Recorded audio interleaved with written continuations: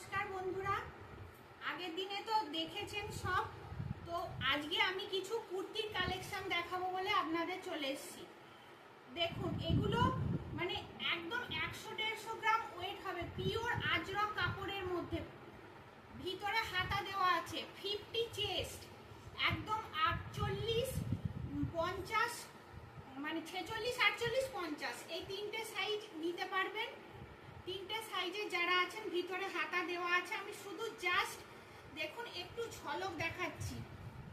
এই একটা কালার, এই একটা কালার, হিউজ কালেকশন আছে। এর জন্য আপনারা